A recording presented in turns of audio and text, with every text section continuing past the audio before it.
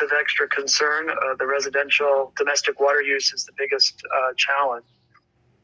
What sort of questions are you interested in asking about the data that we're able to sort of show through the map?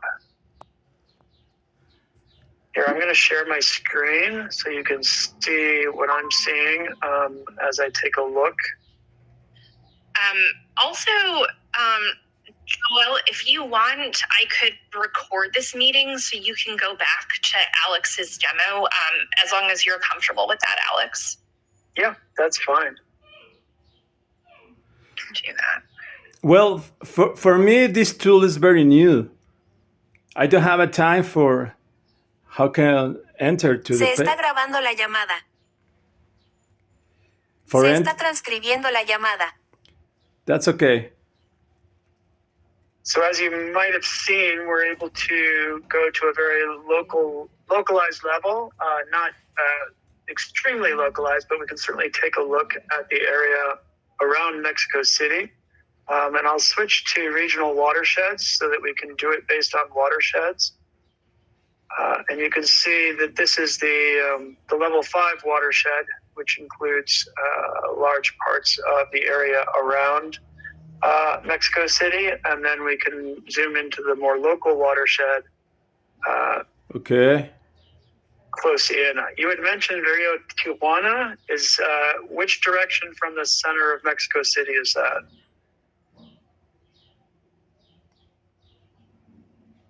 Alex.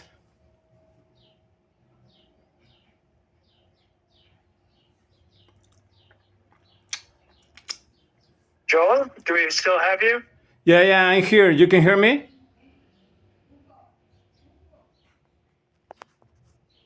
Steph, can you hear me? I can hear you, Alex. I can hear you just fine. Yeah, both.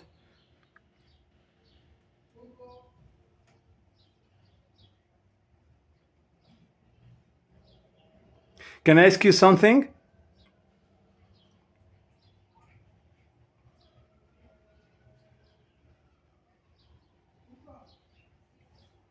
Alex? It's a little hard to figure out just where to go and what to show. I can just show sort of in general what's available through the tool.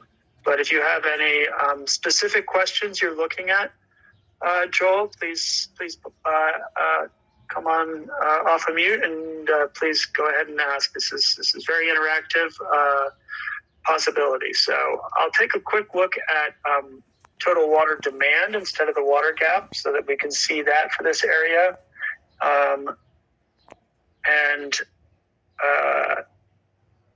In particular, looking at domestic use, you can see that from 1980 to 2019, there's been a large increase in the water demand. If we zoom out to the regional watershed, what we can then see are the proportions for each of the local watersheds, and I'll highlight them.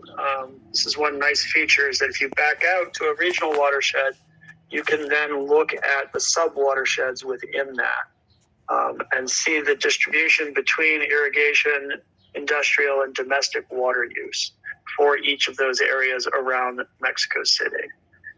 So as I mouse over the watersheds here, you can see them on the map. So these sub-watersheds, some of them are much more focused on irrigation demand. And then if we switch from demand to the water gap for those same areas, we can see the primary driver of the gap for this watershed here, just in the south, which actually contains a large part of Mexico City. It's the domestic. And for some of these areas outside the city, the contributor to the water gap is the irrigation. Of course, one of the things we want to be able to do is do a comparison. So we can see comparing 1980 with 2019 or any other year in between. We can then get actual numbers that will show up for these watersheds. So we can see the water gap has increased 56% for this watershed. Sometimes you'll want to go a little farther out and look at the water provinces. And so for Mexico, a larger area around Mexico City, the change is 22%. Of course, the graph reflects the variability within that time frame. So some years are dry, some years are wet, but the overall trend line is an increase.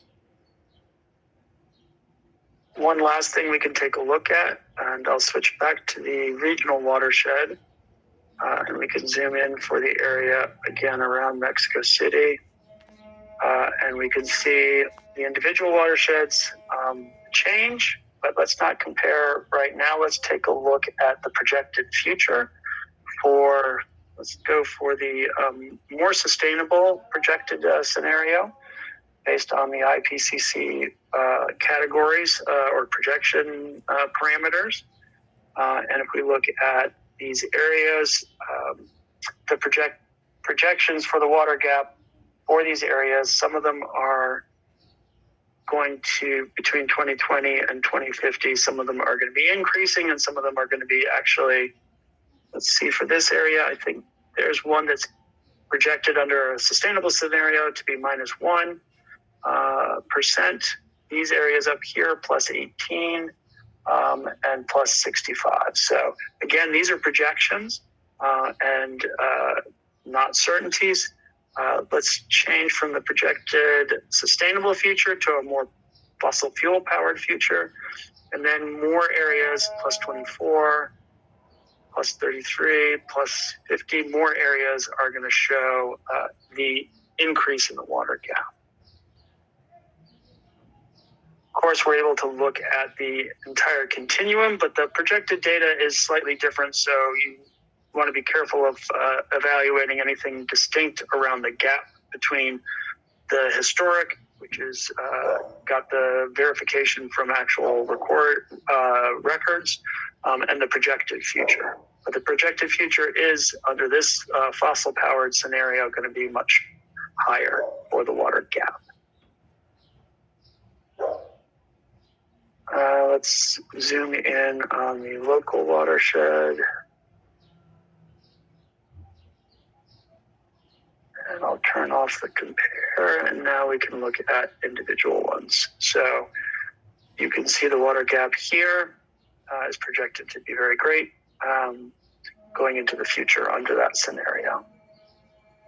So that's the basic way to use the tools. Of course, you can go to the water province level, and for the Mexico City area, we can then do a download, get the vector geometry for that area, and then summarized information about all the different statistics that we were taking a look at.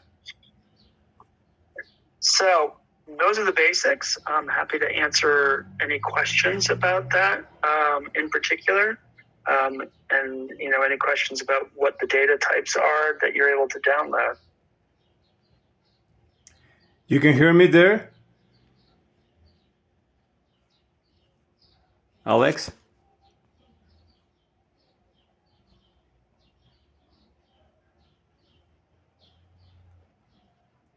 Do you have any specific questions, Joel? I can hear you.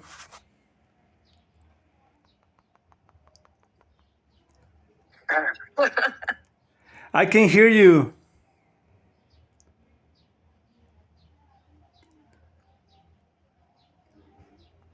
I don't know if you're trying to speak, but we are not getting audio.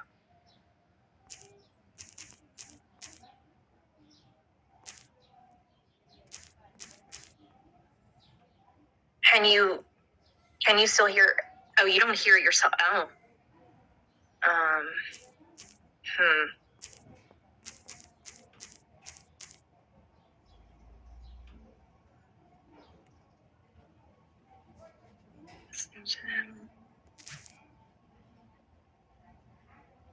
I'm not sure if it would help to,